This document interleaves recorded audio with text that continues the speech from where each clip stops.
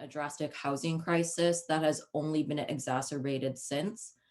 Evictions disproportionately impact communities of color and specifically the Black community and specifically Black women. This pandemic also hits those communities the hardest. And we've been shown just how fragile our society really is. And, the lack of safety nets that our government has in place to protect us. All of that needs to change. We deserve better and we can demand better of our elected officials. And that's why we're here tonight. So again, thank you for joining us. If you do have questions, feel free to put them in the chat, or you can just write question or comment and we'll call on you. Or we'll just read your question out loud. We may not be able to get to everybody just depending on how many questions there are, but we will do our best. So we're going to kick off the event with a land acknowledgement. So I'm going to hand it over to Jake to do so. Hi, everyone. My name is Jake Thoennes. I use he, him pronouns. I live on Beacon Hill in South Seattle on occupied Duwamish territory. I'm a member of the Transit Riders Union and the Seattle People's Party, as well as a longtime volunteer at the Duwamish Longhouse and Cultural Center in West Seattle. If you haven't visited, put it on your list. And finally, I show up tonight as an unemployed renter still struggling to pay rent. So I'll be sharing a special grounding and land acknowledgement. If you can, please close your eyes for a moment. Take in a deep breath and let it out. Lean back into your seat and feel the ground resting under your feet. I'll start by acknowledging the moment that has brought us here tonight. The bigger picture for why we must meet via Zoom, a global pandemic that threatens our safety and well-being, requiring we shelter at home. Homes that provide roofs over our head to keep us dry from the rain, nestled inside walls that keep us warm, upon a floor offering us support. All of which rests upon the traditional land of the Duwamish people. Let's acknowledge the size and the vast space and territory occupied between us. We must remember that this is the home of the original stewards, the first people of Seattle who have been here since time immemorial. But our government has not honored the Treaty of Point Elliott. It was signed in 1855 by Chief Seattle, yet our Congress's promise remains unbroken. While in 2000, remains broken.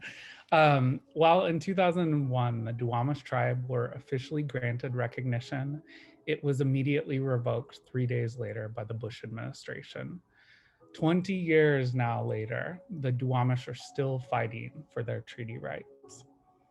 The words I offer are just that, words. But we can act and organize and hold our government accountable. Join me in paying real rent and make a point to sign the petition for federal recognition. Let's remember that the Duwamish people are still here and that Chairwoman Cecile Hansen continues to inspire us as we strive to create a healthier society where every single one of us can thrive. Thank you. Thank you so much for that. So first, we're going to start off with a panel of speakers from renters and tenant advocates. First up, we have Gina Owens. Gina has been an advocate, activist, and board member with Washington CAN for 20 years. She has been a Seattle Renters Commissioner for almost 2 years and has extensive knowledge of how housing and eviction issues impact real people and families across the state and nation. Welcome, Gina. Thank you. Seattle has always been my home, but when I got into a car accident in the year 2000 that left me unable to work, Seattle is also where I became homeless. It only took 3 weeks for me and my teenage daughter to be evicted, but it took 2.5 years for us to get back on our feet and back into personal permanent housing. A medical emergency and job loss was devastating on its own terms. But without renter protections, that emergency led to more than 2 years of homelessness for me and my child. Sadly, our experience is not unique. Medical emergencies and job losses are setbacks for so many thousands of families in King County that lead to eviction and homelessness. Recognizing that I was not alone in this experience inspired me to organize, because no matter who we are or where we come from, whether we're Black, brown, white, Indigenous, we all need a safe and stable home. Working with Washington Can, we developed a survey for renters that sparked off incredible responses, showing that renters were facing high rent costs, no accountability for their landlords, unhealthy living conditions, and little protection against discrimination and retaliation. That's why beginning in 2015, we worked to win renter protections for Seattle. We won move-in fee, the Carl Hagelin law, alternative source of income protections, and we haven't slowed down since.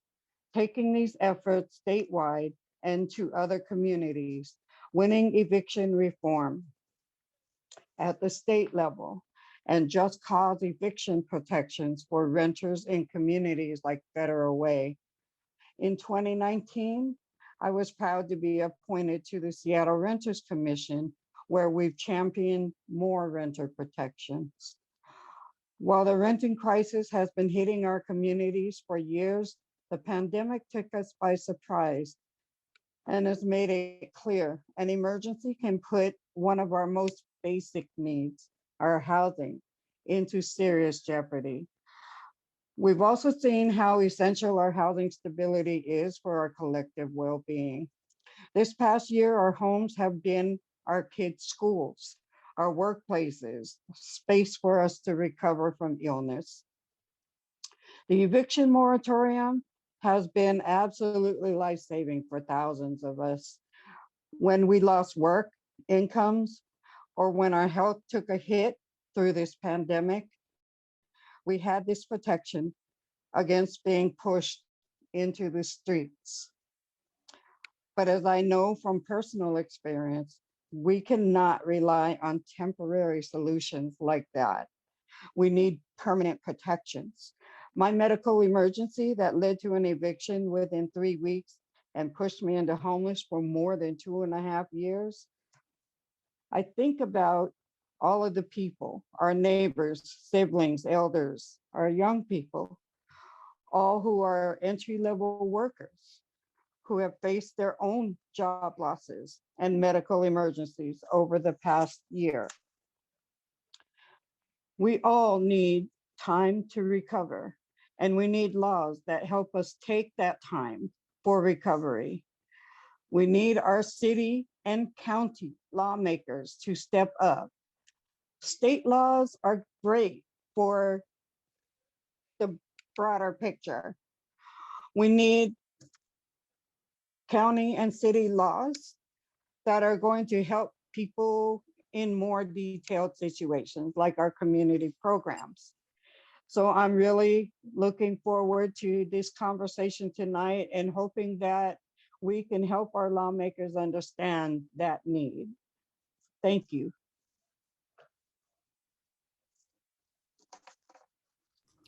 Thank you so much, Gina. If you do have questions, again, feel free to put them in the chat and we can get to them afterwards. But next up, we have Keisha Kelley, who is a restorative justice practitioner with WA-BLOC. Welcome, Keisha. Hello, thank you. Thanks for having me on today. Like she just mentioned, my name is Keisha Kelley. I'm a restorative justice practitioner with WA-BLOC, Washington Building Leaders of Change. So the need for not only rental assistance programs, but for tenant protections are detrimental for the residents of Rainier Valley and Skyway area residents. Many residents have been laid off or have been having a hard time retaining gainful employment during these harsh times and had to rely on rental assistance programs that may pay maybe 1 to 2 months rent, but they're still faced with their bills and rent for the months that weren't covered in the assistance they received. Families are being pushed out of their communities and in some cases into homelessness with their families that otherwise been would have not otherwise been in this position if it wasn't for the pandemic. I have a few anecdotes from the Writ Justice campaign meeting WA-BLOC hosted back in December. Number one, the pandemic has affected housing in a huge way. The owners of my building ended up selling because they could no longer afford to run the building. Our building is now owned by a corporate property management company, and they're currently renovating the vacant apartments. They have been pressuring us to move so they can work on our apartment. But I don't have a job anymore due to the pandemic. So where are we supposed to go?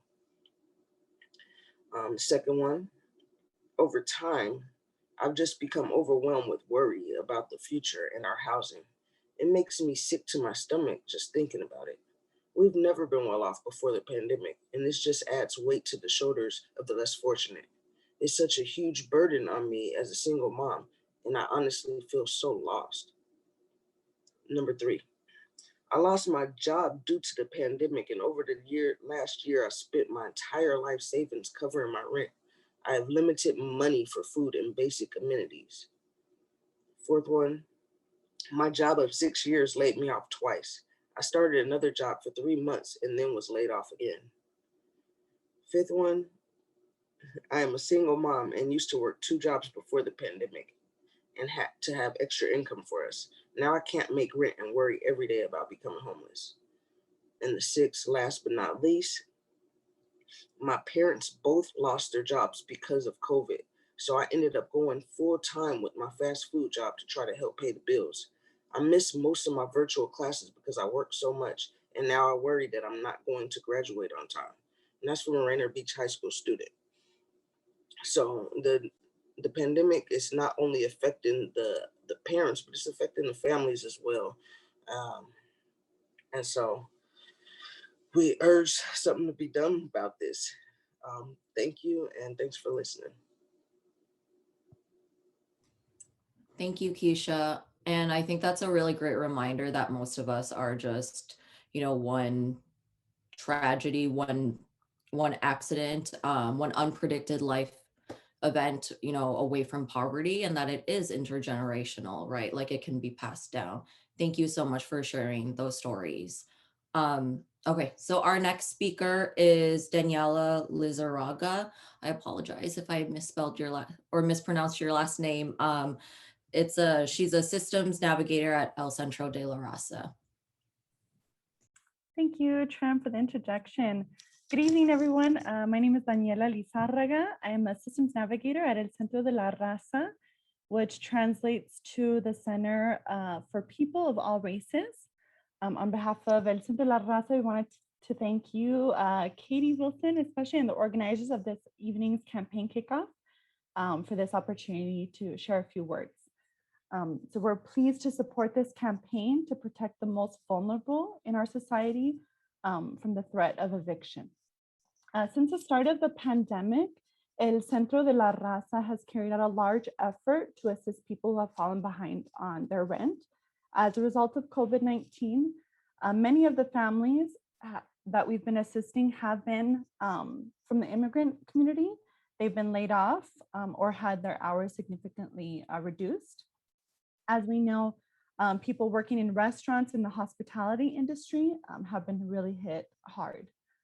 We've raised our own funds. We've partnered with the Plate Fund to help people laid off from restaurants, and partnered with the City of Federal Way to provide emergency rental assistance. To date, we've helped over 1,200 families with emergency rental assistance throughout King County. In addition to the economic impact, the Latinx community has also been hit especially hard by the pandemic itself. Just a little statistic here. In Washington State, the Latinx community makes up 13% of the population, but have made up 31% of COVID cases. And as many people work essential jobs are our Latinx community. And as a system navigator, I get called daily from families throughout King County and throughout Washington State who are seeking guidance and resources with various issues. And right now, especially with housing issues. Most of the community members that I speak with are primarily Spanish speaking and immigrants or refugees. Several of the families I work with have lost their jobs. They've contracted the coronavirus. They're unable to pay their rent, so they're behind several months due to their employment situation. They're unable to find a job, and they still fear leaving their children at home since their children are still doing e-learning. So we've been hearing a lot of these situations. It's been a vicious cycle, and it is really prominent in our Latinx community. And due to the immigration status, many of the families that I personally have worked with and the organization, they have not received unemployment benefits or the stimulus payments, which were so helpful. So we continue to assist currently still with rental assistance to those who owe back rent. I have heard several challenges that a lot of the families that I work with are facing, and we're inching closer to the moratorium end date, and they are fearing eviction. And I have actually spoken to several of their landlords, the property owners, and they have, they've been reluctant to receive some of the rental assistance we've been wanting to help with, just because it's such a large amount they owe. And they have been informing me, I know I had a couple landlords and they told me, oh, I hope the check comes soon, because the evictions are, the moratorium is about to end and we are looking to evict. So that was really surprising that, they told somebody from, an organization that's trying to help that. So I definitely saw a little bit of insight into what some of our families are facing. They're having a lot of the families I work with are having difficulty finding a new place to live, even after their contract ends, or, once they, if they do face that eviction, because they don't have a job. If some do, receive money from a family member or a friend, they can't show their income, so they can't get a place on their own. So it's been a really difficult time. I've been trying to look for resources out in the community. Mary's Place does have a program that does assist with that. So I have been sharing that resource. And our community relies on us to advocate for them and be the voice of the community. So in closing, I would just like to give thanks to everybody here who's participating, and for protecting vulnerable families from eviction. Thank you. Thank you so much, Daniela. And I completely skipped over, and I am so sorry, but we have Colton Kenyon, who is a renter in South Lake Union, whose story was featured in Crosscut earlier this month. Welcome, Colton. Hi, you guys, can you hear me? Perfect. So I just wanted to start out by saying thank you for letting me be a part of this meeting. When COVID-19 shut down the restaurant industry last March, I had just recovered from major surgery. I have a lot of health issues and I live in and out of the hospital, and day to day is just kind of difficult. But I work as a bartender up on Capitol Hill of Seattle, Washington. Where my apartment is, my total bills are about $1,500 a month, including the utilities. At the beginning of this, thanks to the enhanced unemployment benefits that Congress had passed, when they did not extend those benefits last summer, I quickly fell back with my payments. My total amount that I was getting a week was $303. I have a very, very strict diet and I have to take a lot of medication, and I also have 2 cats. So living off of $303 a week has been completely impossible. I've had to ask for so much help. I'm very thankful to be getting it. When this originally started, I also did everything I could as a renter to get the money to my landlords as quick as possible.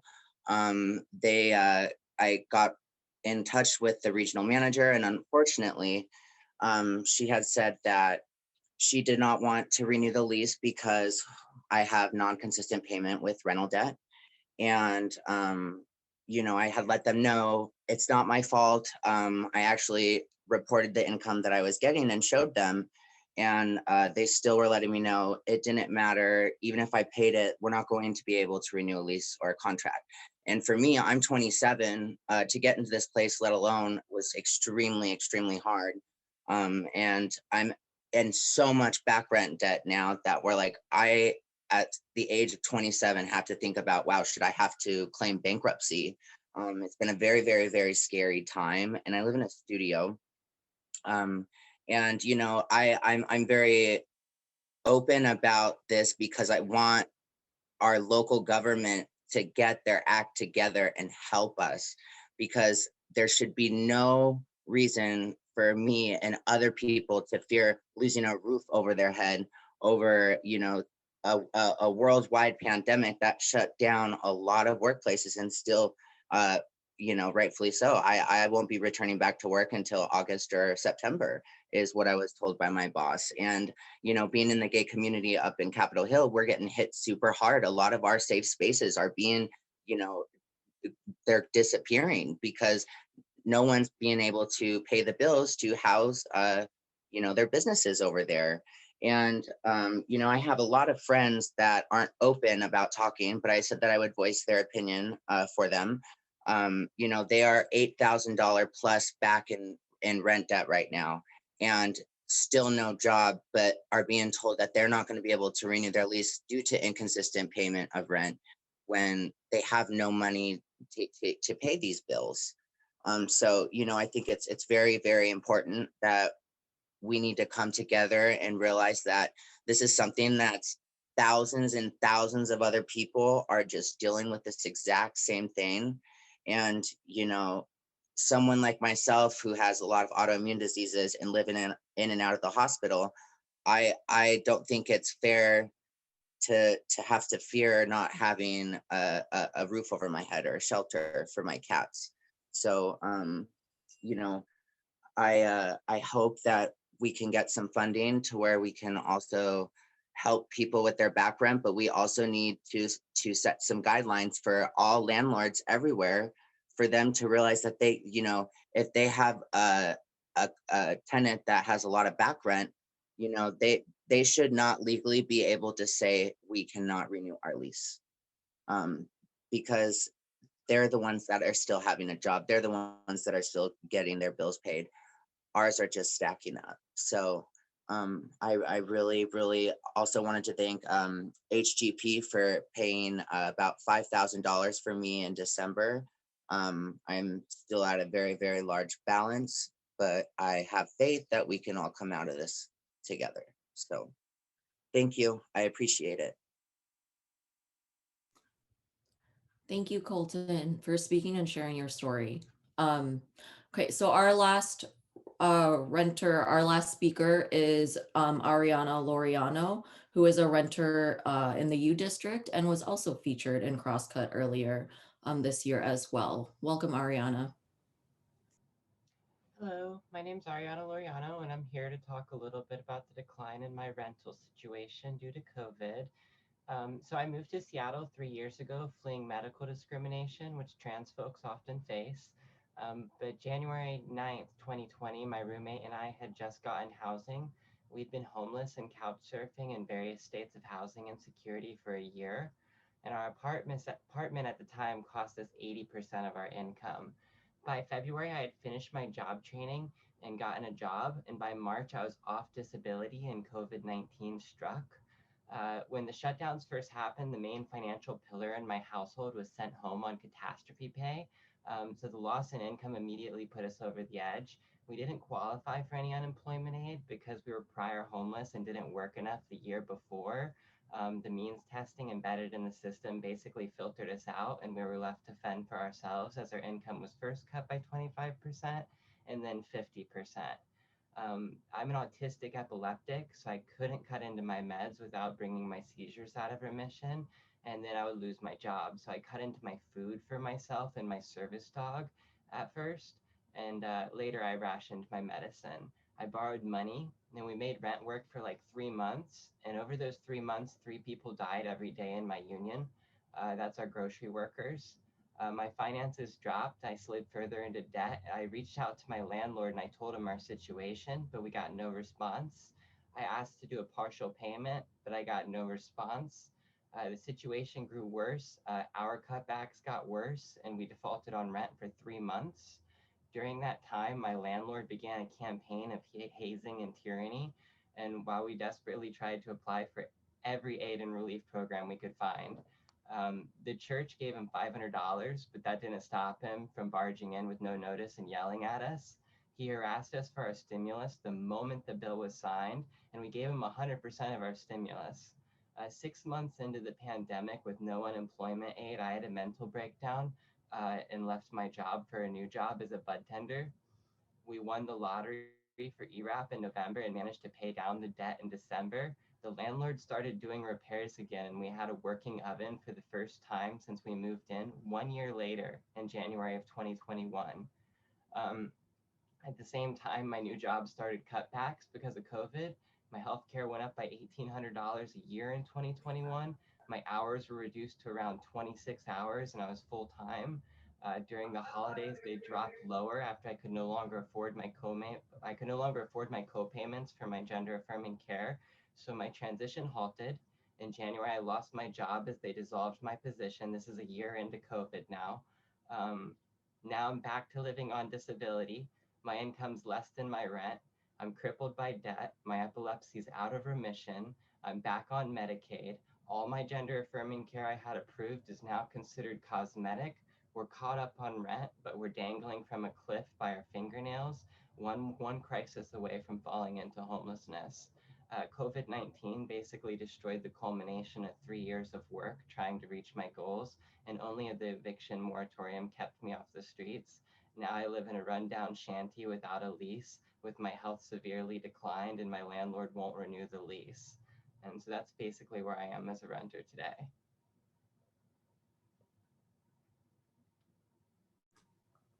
Thank you, Arianna, for sharing your story. I can't even begin to imagine what you're going through, and I'm so sorry. Thank you for your vulnerability, though, and sharing that with us. And hopefully that just, encourages and motivates people to fight for, these stronger protections that folks like you need. So I'm going to turn it over to Maya, who is going to help facilitate any questions that folks might have. Feel free to write it out in the chat and we can read them out loud, or we'll just call on you.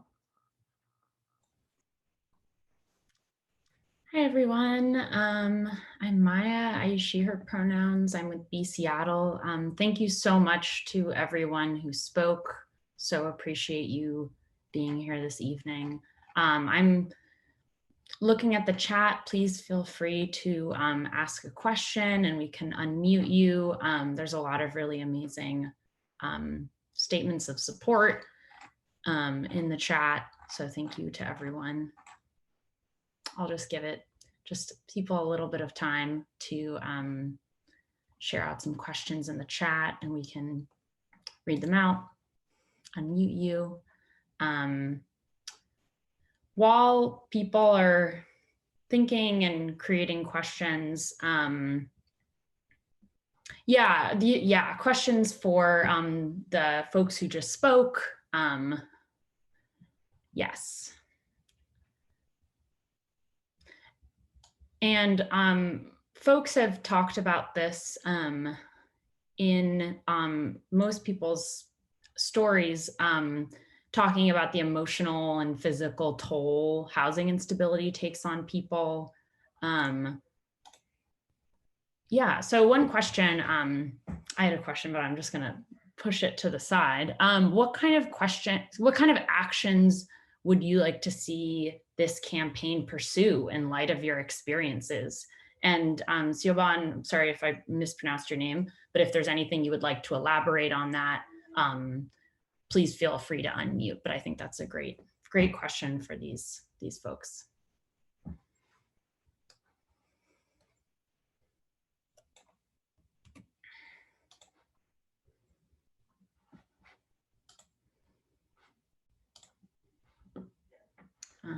Yeah, and that question can be for Keisha, Gina, Daniela, Colton, Arianna, if any of you feel moved to speak. I mean, I would really like to see more public housing in our city. I would really like to see the hospitals working with, us to establish public housing for people who are facing homelessness. I see other cities are doing that, and it can, be very cost effective to provide affordable housing to people who are homelessness or who are homeless. And it can really help us, especially when we struggle with health conditions, to have that housing coupled with hospitals and medical staff.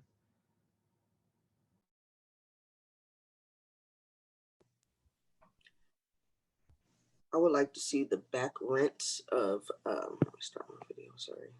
I would like to see the back rents of renters to be dropped. So once we're out of the pandemic, they're not required to have to pay all those ridiculous back rent debts they're in, or we are in.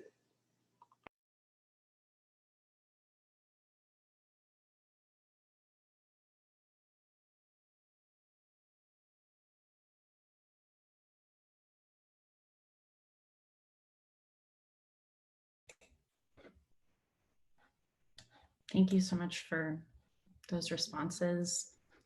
Let me see if I can pull out.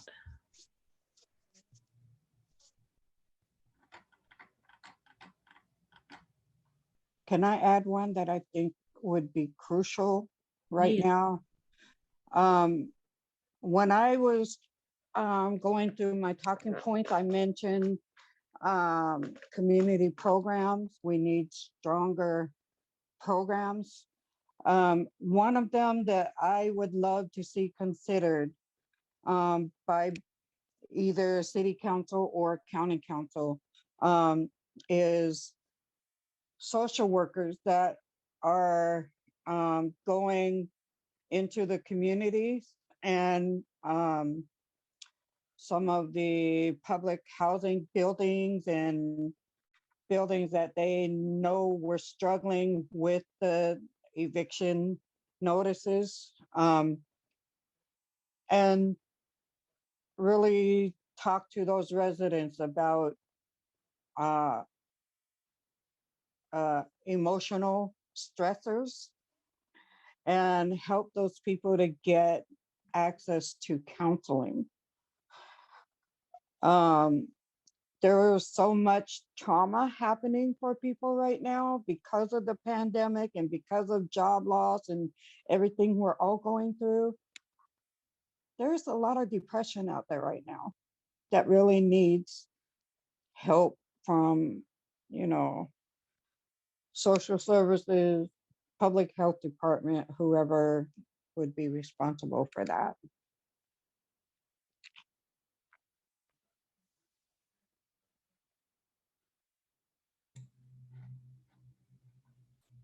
Thank you so much.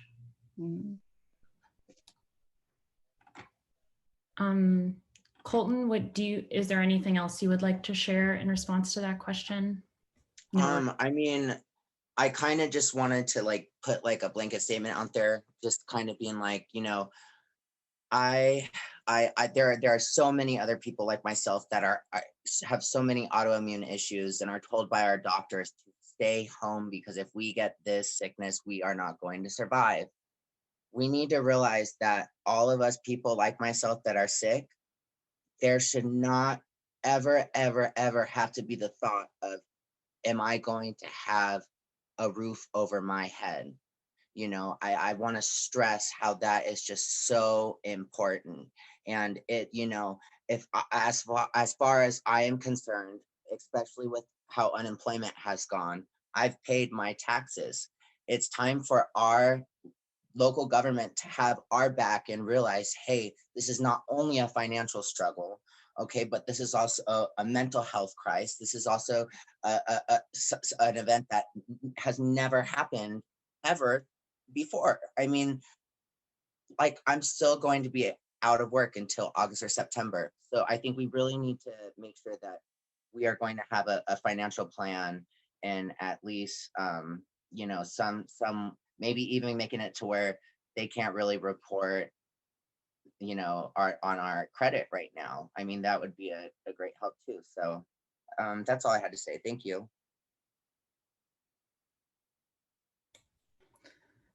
Thanks so much, Colton. Just looking through the other questions.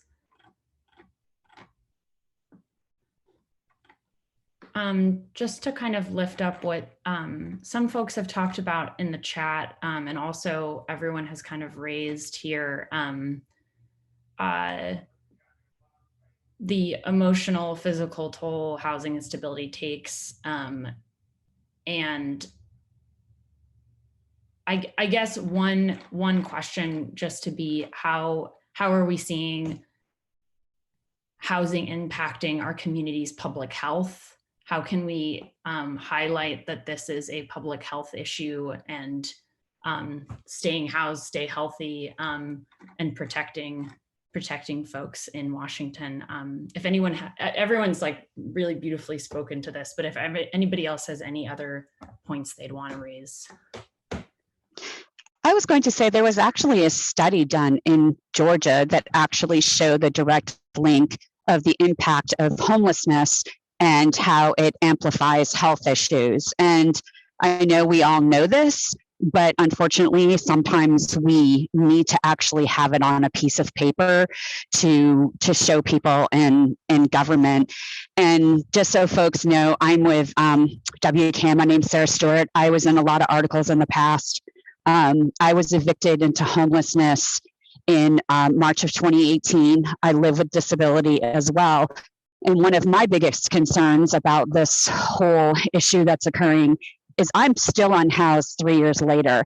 And with this whole moratorium, we have so many people right now who are still unhoused, and the huge impact it's taking on them to put a whole nother huge flux of people into the system that have been as emotionally, financially, socially beat down as what a lot of us already are.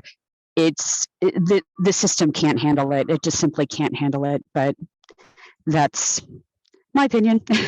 And yeah. Hi, you guys. Sorry. Is there a camera? Sorry.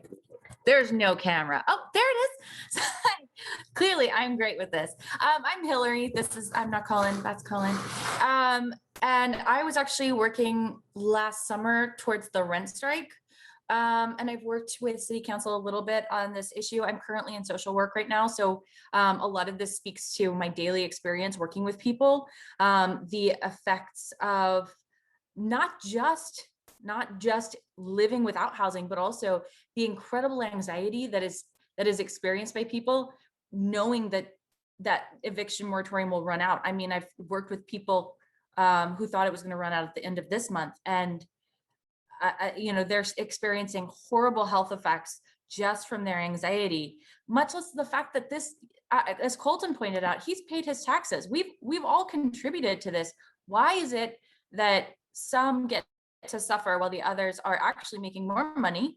The fact that this is not just a health crisis, but a horrible crisis of justice. I mean, this city has so much wealth.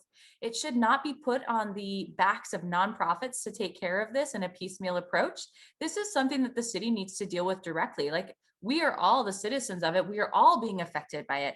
If you ask, you know, high income people, I'm sure they'd agree with you that this is something that we really need to tackle, and it is affecting everyone. Of course, it affects some people more than others, but I would argue that it affects everyone in the city, and it is a serious justice crisis. Thank you so much, everyone. Any last thoughts from folks who shared their experiences, the renters. Any last thoughts? And then we'll move on to the next set of speakers.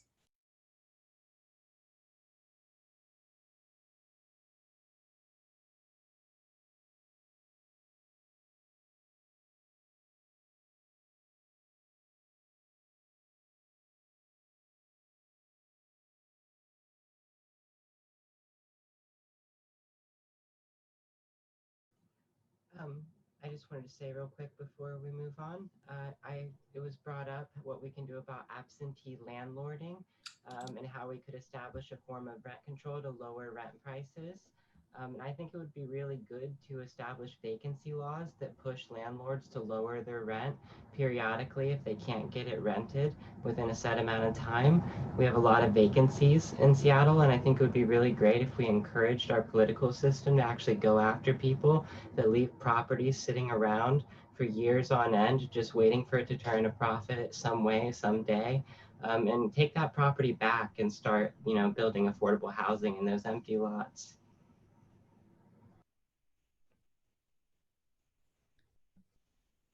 Great. Thank you again to all the speakers for all your vulnerability and sharing with all of us tonight. I think I'm going to pass it on over to Matthew. Hi there, everyone. My name is Matthew Lang. I use he, him pronouns. I'm the lead organizer of the Transit Writers Union, and coming to this space alongside two other endorsing organizations as the Climate Justice Chair of Standing Against Foreclosure and Eviction and the Legislative Director of King County Young Democrats. I'm a small business owner and an educator. As far as the small businesses go, I have a personal story, right? When the pandemic hit, I had two businesses going, a consulting firm that was based in the direction and coordination of large in-person events and community-based fieldwork, and a teaching business working with schools and studios throughout King County, teaching parkour, acrobatics, theater, and dance. I was at the top of my game March 11th, or March 10th, and then March 11th, everything fell apart, right? I'd built a life that I learned was unsustainable. I received some aid from government programs, and that made sure that I could put food on my table and my basic needs were met, but I could not pay my rent in full. When the pandemic unemployment assistance dried up, especially in August, everything fell through for me. I found myself at an incredible low point in mental health, fearing an eventual possible return to homelessness that I had left behind a decade before, and felt many of the deep effects on my physical health that have been already mentioned by others this evening. After falling behind about $15,000 in rent, I knew I had to stop the bleeding. So I found a new housing arrangement. As I was leaving, my former landlord asked me, so can you pay an extra $1,500 a month, the extra $2,000 a month to get caught up on your backed rent? And I said, well, no, I could maybe do like $250 a month for the next 10 years. I'm already paying rent at a new place. I can't do that. So he told me to, shove it basically, and that he'd see me in court when the pandemic was over. I moved into an abusive live-in landlord situation, and now I've moved 3 times in as many months. And thankfully, and now in a living situation I can afford and starting to get settled. I have stable employment. I'm seeing a therapist, have a community that's shown up for me time and time again. But that $15,000 follows me like a storm cloud every day. This is one of the things that brings me here tonight. I know this space is where we can build a future that protects people like us, renters, moving forward. Seeing all of you here gives me a great deal of hope. To win strong renter protections and prevent a landslide of evictions, we need a powerful, people-powered, and community-centered movement. That's why we're all here today in launching the Stay Healthy campaign, a campaign to win these protections, but also to build power as a community coming together in the spirit of mutual aid and collaboration, to build a resilient and long-lasting movement while we learn more about each other, help find ways to meet our needs as renters, connecting each other to resources we desperately need in this moment, many of us long before. already. Many of us, many different organizations have joined the fight. Katie, if you want to throw that slide up.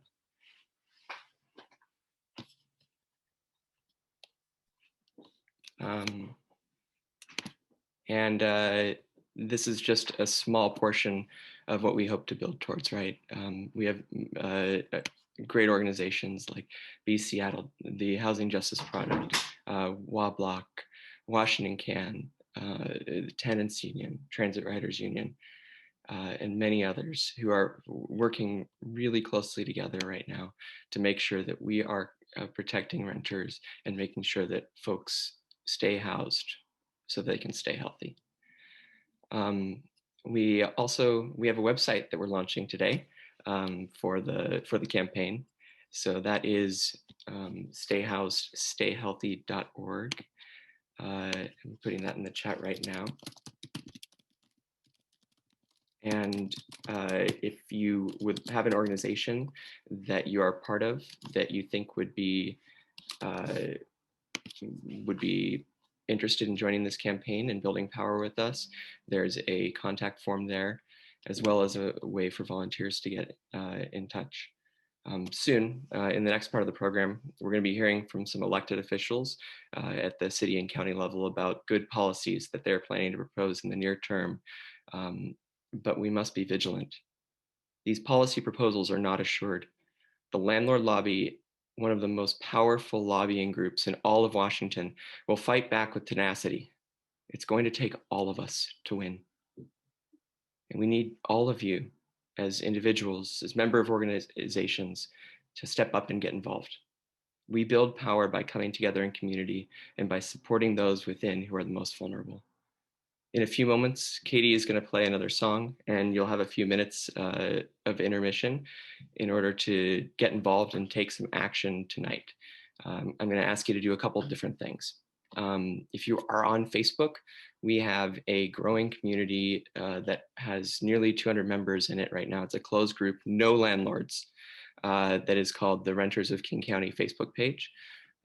It's a place for this campaign to organize, for us to get to know each other, things like that. But also, if you've got a funny meme that is trashing on landlords, post it. Let's have a good laugh. Let's build community that way too, right?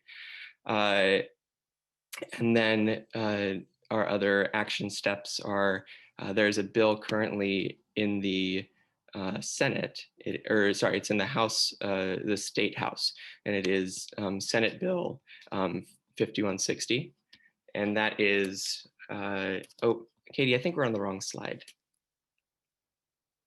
There we go. And there's a link right there. Senate Bill 5160 is similar to the amazing right to counsel bill that just passed today at Seattle City Council, but it would provide this right to counsel for folks all throughout the state. It's a little bit more limited than what we passed today in Seattle, but it's a good start to make sure that those who are facing eviction, once the eviction moratorium ends, are able to access legal aid. So if you go to that link, it'll take you to a link on the House of Representatives website. And if you sign in pro, all that gets counted up and helps the legislators make their decisions on these bills. And then if you are a renter yourself with rental debt or at risk of eviction, please, we have a meeting coming up on Saturday. It is going to be a workshop that talks about how we can gather resources together, how we can work together and get involved and get plugged into this campaign so that we're all making sure that we're protected. And that link is transitriders.org.shsh. And we'd love to see you there and start building community, building power all together. Last thing before we go into our brief, I think it'll be about 2 or 3 minutes so that you can do these things. Make sure if you do join the Facebook group, invite all your friends that are renters. And then we're gonna have a song here. All right, and I'm back. Okay, so next up, we have a panel of speakers of local elected officials who are proposing policies to help strengthen renter protections. So first up, we have King County Councilmember Jeanne Kohl-Welles, who represents District 4. Welcome, Jeanne.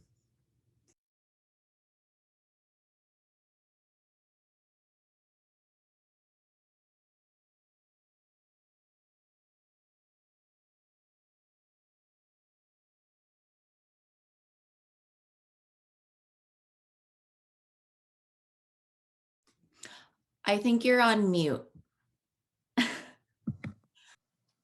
Sorry. Okay, I will start again. Thank you for inviting me. I'm very happy to be here. And I do represent the 4th District on the council, which is all within the city of Seattle. And I chair the council's budget committee. And I'm really gratified that we voted last week on our 6th COVID budget, which included $45.2 million for rental assistance countywide. And in the upcoming 7th COVID budget transmitted by County Executive Constantine last week, we have $100 million for rental assistance so needed. There will be a briefing of it and action taking place in the budget committee on April 20th at 9:30 a.m. And I hope that many of you can come and give public comment. That is really important. I appreciate hearing the personal stories given tonight. I commend everyone who spoke with their very compelling accounts of their own experiences. And although it was long ago, I lived paycheck to paycheck for years while being a single parent of 5 children. I had no cushion. I didn't know what to pay sometimes when there were so many competing demands. So I do empathize and understand, and that experience still haunts me to this day.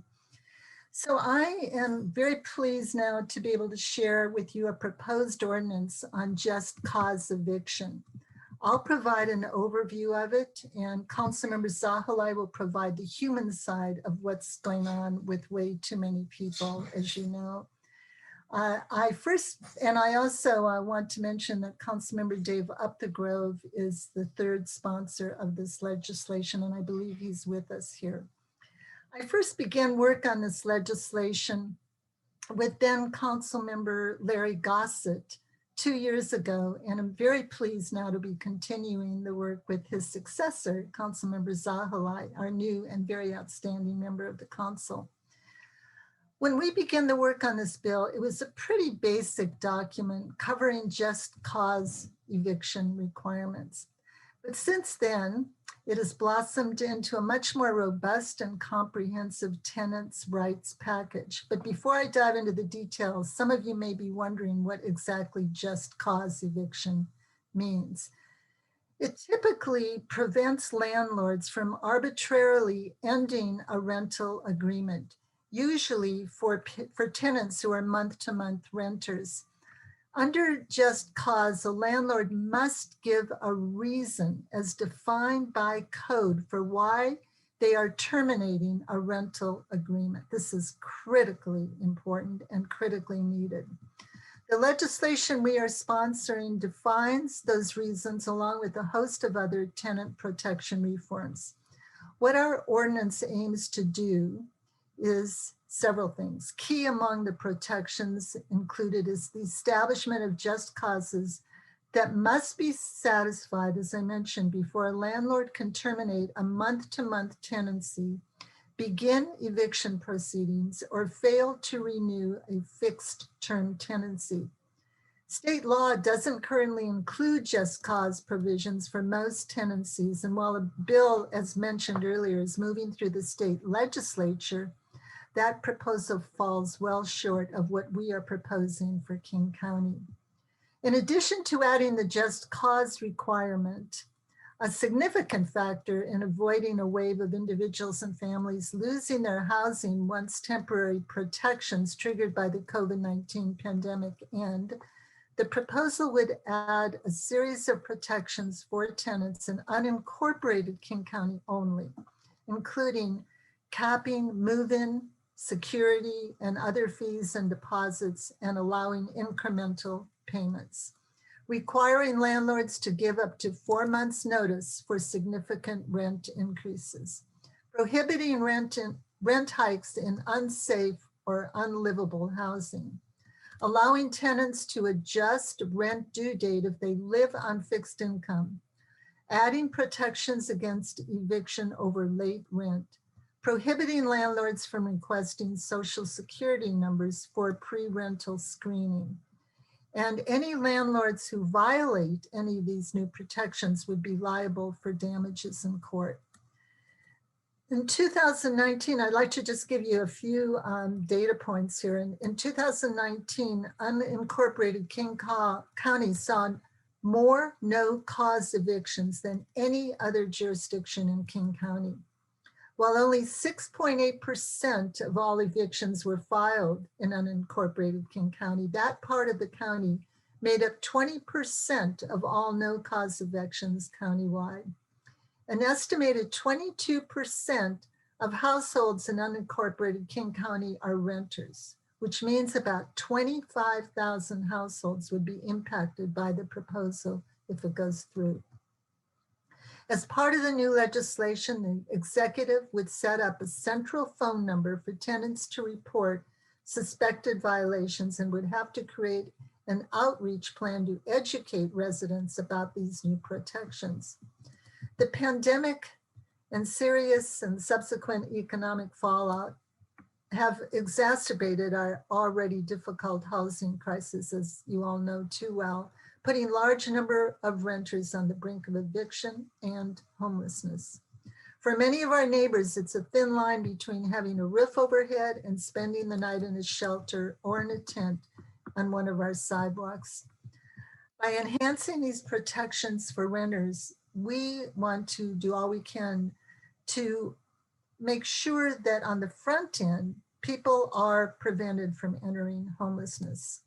The first briefing of this ordinance will take place on April 26th at 1 o'clock in the afternoon in the Community Health and Human Services Committee. There will be public comment available to be given, but it will be very short.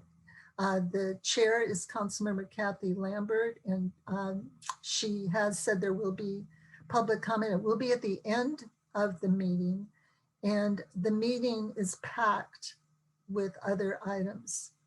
The Rental Housing Association thus far opposes the legislation, not surprisingly. So if any of you can show up at that meeting to give public comment and support, it would be very appreciated. Thank you very much.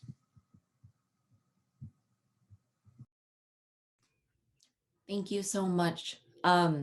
Next up, we have Councilmember, also King County Councilmember Girmay Zahilay, who represents District 2. Hey everybody, thank you so much, Tram. Great to be here, everyone. Thank you so much for all the work that you do. Thank you, Councilmember Kohl-Welles, for reading some of the protections that we're proposing today. I just want to tell a little bit about what's been going on this past year and share a story. So March 15th of last year, 2020, was probably one of the hardest days of my life. That was the day that Governor Inslee announced expanded limitations on gatherings and closures of certain businesses to slow the spread of COVID-19. And immediately after that order came down, my email inbox was just flooded. My social media channels were flooded from just terrified King County residents. People were telling me heart-wrenching stories, very similar to the ones that we heard here today. People lost their jobs, they lost their insurance, they had no income, and were on the verge of losing their homes. I couldn't keep up with all of the messages. We were in economic freefall, and it was horrifying. Thank goodness we've had an eviction moratorium for the past year. Otherwise, I can't even imagine what kind of place we'd be in right now. But everyone on this kickoff call knows that we're hanging on by a thread, because once these eviction moratoriums end, we will swiftly devolve from a COVID crisis to an eviction crisis. We need enhanced renter protections, and we need them now, because keeping people housed is a necessary component to solving every single major issue in our region. Homelessness, crime, violence, poverty, illness, addiction, pollution, climate change, pandemic. If we don't act now, every single one of these issues and the racial disparities that show up across the board are going to grow exponentially. The time to act is now before the moratoriums end and the clock is ticking. This couldn't be more urgent. So I'm thankful for Councilmember Kohl-Welles championing the Just Cause ordinance at King County. She's been working on this along with my predecessor, Larry Gossett, before I got to the council. And I'm proud to help take it across the finish line this year with the help of all of the awesome housing advocates that we have here today. Let's be clear, I saw some of the chats here. This ordinance is not sufficient to get the job done, but these protections are necessary. Not sufficient, but necessary. In an ideal world, we would cancel rent and mortgage payments while we recover from the pandemic. In fact, Councilmember Kohl-Welles and I also sponsored a resolution last year calling on our state and our federal government to do exactly that, cancel rent and mortgage payments as we recover from the madness that's going on right now. And that's because King County doesn't have the authority to cancel rent and mortgage payments on our own. But the renter protections that Councilmember Kohl-Welles shared with you are a critical step in the right direction, and they were made in collaboration with many of the renter advocate organizations that are on here today. So please, please, please support this ordinance. It's necessary, and it's also, we can't take it for granted. Like Matthew mentioned earlier, the lobby against ordinances like this are so strong. They're gonna show up, so we have to show up even stronger. Please show up, support this ordinance, and let's get these critical renter protections implemented in King County. Thank you so much. Thank you so much. I am going to kick it back over to Kate to help facilitate any questions that folks might have while the council members were speaking. Yeah, so let me jump in here in the chat. Thank you so much to the council members for speaking on this. It's so important that we have our legislators on our side here. Let's see, did anyone have any specific questions that they wanted to ask the council members who've already spoken? Can I say one thing, please? I think what's also important to remember is that a lot of the landlords are not the big corporate ones. There are some small pop and mom and pop landlords, people who are retired and they earn some income. And I think it's important to recognize that they're not necessarily the enemy. A lot of the small landlords do work with the tenants, but there's still going to be a huge amount of opposition. Thanks. Yes, thank you so much. And there's some questions coming in pretty fast. Hannah, did you want to unmute to ask your question about the just cause provisions? Certainly, thank you. My question was just to clarify the extent, Councilmember Kohl-Welles, you mentioned that some of the provisions were going to be specific to unincorporated King County. I was wondering if that included just cause or if that would be in effect in all of the jurisdictions as well. The legislation only covers individuals and families in unincorporated King County. We are not able to dictate to those living in cities and towns what happens. I know we have 2 council members from the Seattle City Council who will be addressing what they've done. And there are some other jurisdictions that have passed such legislation. So only unincorporated King County. Thank you so much for clarifying that. We're running a little short on time, but it looks like we've got time for one more question. So we'll go with Emily. Do you want to unmute and ask your question about building campaigns? Sure. Thank you so much to the council members who've spoken. I just would love for you to speak to how you can use your office to help build grassroots organizing, like we saw this summer with the Amazon tax, which was an a massive victory for our movement, to win important victories like extending the eviction moratorium or canceling rent and mortgages, which Girmay spoke to. So Emily, the question is how can we use our offices to help build movements? Is that right? Yes. That's a great question. Our jobs are to partner with grassroots movement to get legislation across the finish line. That is our job.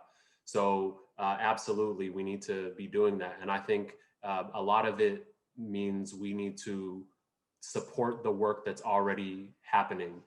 No matter what movement you can think of, a movement for, no matter what topic you can think of, a movement for it already exists. So we need to be able to plug in, equip those movements with the information and resources that they need to be more effective, identify the pressure points, identify the obstacles for people, because we have insights into the legislative process that not everybody does. So for me, it means partnering up with existing movements and equipping them with the information and resources they need to be successful. Thank you so much. This was a really great Q&A session. So now I just want to transfer it back to Tram, who's going to be facilitating the next section. Thank you. So next up, we have Councilmember Tammy Morales, who represents Seattle District 2. Welcome. Thank you. Thanks so much, everybody, for inviting me to participate in this launch tonight. Lots of familiar faces here from last week's event. So really glad to see you all. It's been great to see how much organizing is happening, not just in the city of Seattle, but with King County as well. I'm really happy to see council members Kohl-Welles and Zahilay here as well. We've been working, my office has been working alongside many of you in community, folks from this coalition since the beginning of the year, to craft several different pieces of legislation. And I'm really proud to be fighting with all of you. We've got a lot of work to do this year, but I wanted to go through a couple of the things that we are doing. So I'll get to that in a minute. We know, as many of you have spoken, as our earlier panel testified, evictions are hanging over every tenant's head right now. And good times and bad, that threat is there, and really demonstrates how much the power imbalance is baked into the landlord and tenant relationship. It's a problem that exists in the current system, and it's why last year my office fought for and won eviction forgiveness for anyone who was seeking housing after the pandemic. That protection makes it illegal for landlords to screen or deny housing to anyone facing any kind of eviction action during the pandemic. And it's also why we continue to fight for more protections. We all know neighbors are facing mountains of debt. Many of you here spoke directly to that, as well as the tsunami of evictions that are coming. And that's why my office has made it a priority to try to strengthen tenants' rights this year and last year, and why we'll be bringing several pieces of legislation to council. The first two pieces that we're bringing this year will fill the gap in this just cause eviction ordinance and keep tenants who are facing financial hardship from facing eviction too. And our goal is to pass these before the moratorium ends. I'm going to ask Katie if you could put up the lease loophole slide that we have. That's something you could do, please. Whoops, what happened for me? Okay, there we go, thanks. So in Seattle, we've been lucky to have some form of a just cause protection since the 80s. Those protections provide a set list of situations, as Councilmember Kohl-Welles mentioned, in which a landlord can serve eviction, and they've been integral to keeping thousands of neighbors housed over the last 4 decades or so. But even as this set of protections has continued to be strengthened, we know that the lease termination loophole exists, and that's what allows landlords to refuse to renew a contract or to allow tenants to go month to month, which effectively forces them to move. So the legislation that we're bringing would prevent that from happening, and will fix the issue by requiring that landlords offer only lease renewal or month-to-month contract at the end of the lease term. They won't be able to terminate a lease, even if that's already written into the lease itself. So this is a small fix, but obviously an important one, because it would allow folks to continue to assume that they are continuing a lease, and in fact to continue the lease. So my staff's been working with the city attorney and our policy shop to write legislation, and we're hoping to introduce that in the next couple of weeks. And my family is being very loud in the kitchen, so I apologize if that's distracting. Katie, if you could put up the other slide about the hardship eviction, I just wanted to review that as well.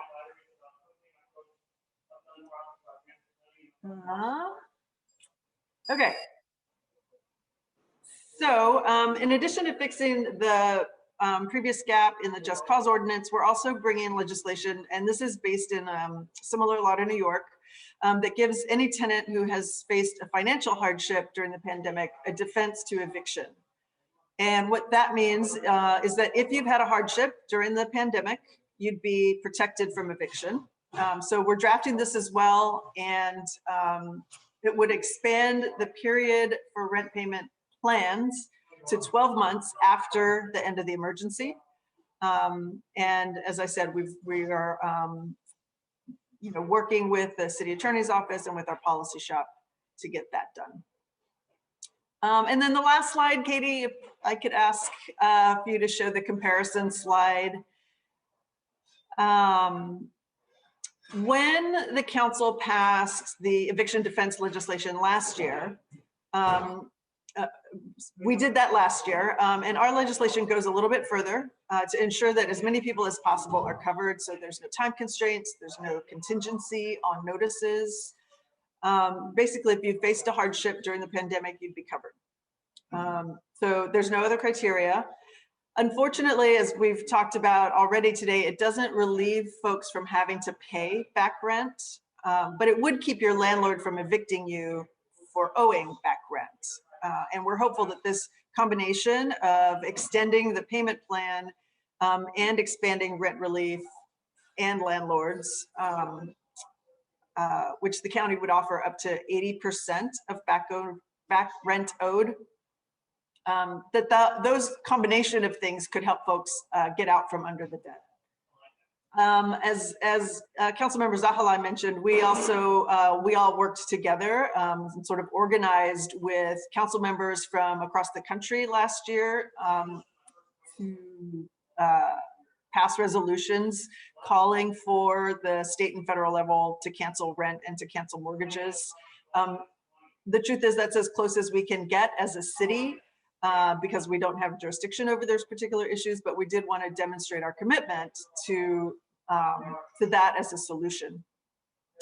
So I'm just going to close by reiterating what I said earlier, which is that I'm really proud to be working with this coalition to win these pieces of legislation, to win these victories for our neighbors, for community members.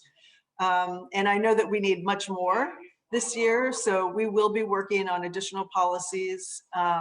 But as I said, for now, these two pieces of legislation are almost done, and we are hoping to introduce them in the next couple of weeks so that we can get this passed at council and start to provide those protections for our community. And I want to thank you all for inviting me. Thank you so much.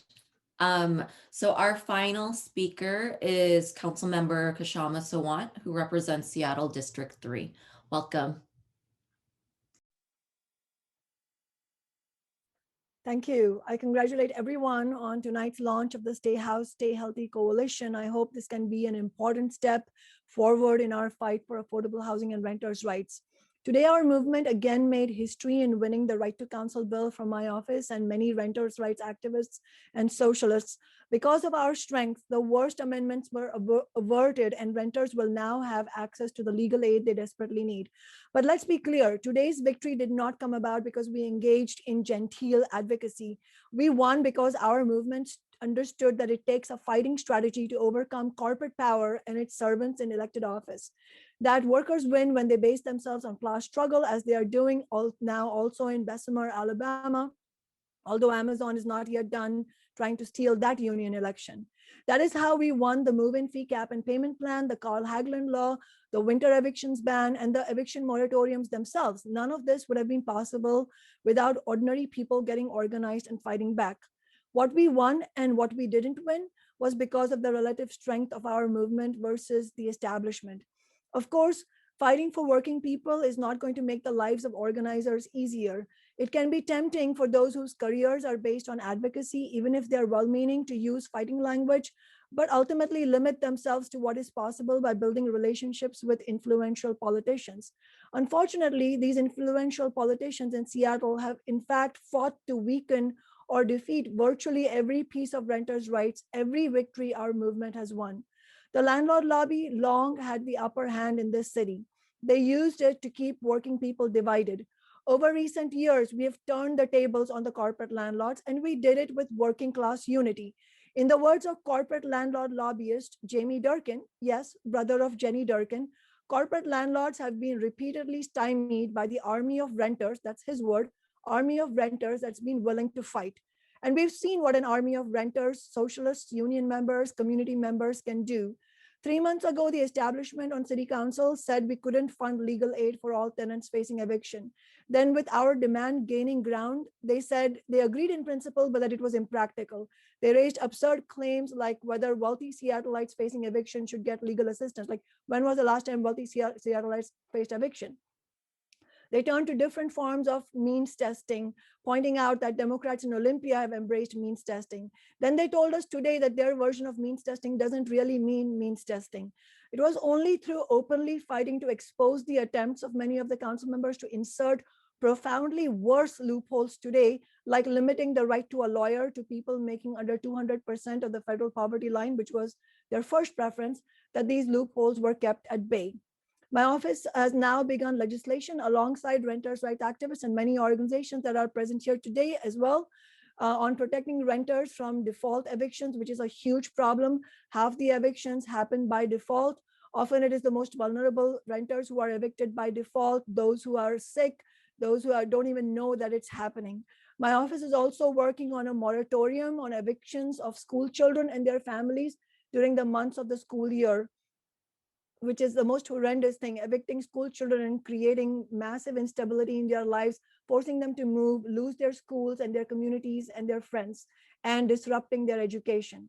We are also, of course, working alongside Councilmember Morales and all the other organizations to make sure that Seattle meets the highest just cause standard for all evictions.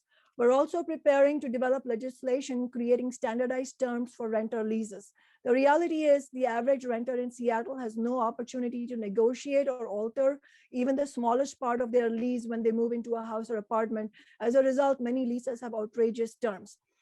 We also want to ban landlords from using discriminatory credit checks in rental applications. We want to prohibit onerous or abusive lease terms, make rental and history screenings transferable, extend relocation assistance to the people who are economically evicted, and win further extensions of rent eviction moratoriums, and pass actual rent control legislation. But winning any of this will require a fighting strategy just as before. Stories from people like Arianna and Colton just moving accounts show how deep the misery is that we are facing, while big corporations, including corporate landlords, have become over $1 trillion richer during the pandemic. This is what the capitalist system offers us. Ultimately, the for-profit housing market will never create the housing affordability we need. Arianna is absolutely right. We need to fight to hugely expand publicly owned, permanently affordable social housing funded by increasing the Amazon tax and increasing taxes on the rich. As Keisha said, we need to fight to cancel rent and utility debt for renters. And We want to unite that with the fight to cancel mortgage debt for struggling small landlords and homeowners so that the establishment can't use divide and conquer. Make the big banks, corporate landlords, and big corporations pay for the crisis, not working people or struggling small landlords and small businesses. I'm really looking forward to joining with all of you in fighting to win these protections for our renters, especially as we stare into a tsunami of evictions in the coming months. Thank you. Thank you so much, Council Member. So we are running short on time. Kate, do you want to facilitate and see if folks have a couple of questions before we wrap things up? Sure. Actually, I think Maya is going to facilitate that section. Okay, Maya, thank you. Thanks. Thank you so much, council members. A lot of folks have been talking about cancel rent, and this was not articulated specifically in the questions, but it seems to be similar to what's on a lot of people's minds of, and yeah, we don't have a ton of time, but how will you use your power as a city council member to put pressure on the decision makers on the state level for cancel rent? For both of the council members. Sure. Well, so as I said, we did begin the cycle last year with trying to get a resolution passed. And I do think that it's just going to take continued pressure and organizing, both at the state and at the federal level. There's a lot of this has to do with trying to navigate the banking industry, and the challenge that we're facing here at the local level is, if we provide support for renters to be able to pay their rent, small landlords are different, but the large corporate landlords are obviously not as interested in participating in these programs and are talking about how they're going to pay their mortgage. So it's that mortgage piece that is connected to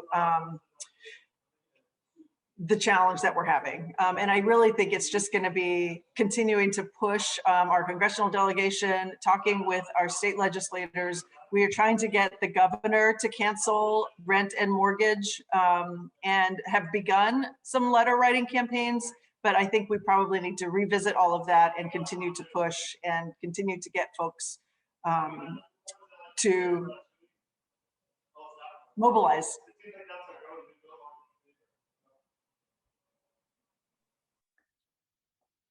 I think this is a very important question about how we can win the canceling of rent. And I think we should first of all, I think, understand that it will take an absolutely massive fighting movement to cancel rent, because think about the powerful enemies we are going to go up against. It's not only corporate landlords locally that rent apartments to us working people. It is corporate landlords as a whole, the real estate corporations, the big banks that underwrite the real estate deals.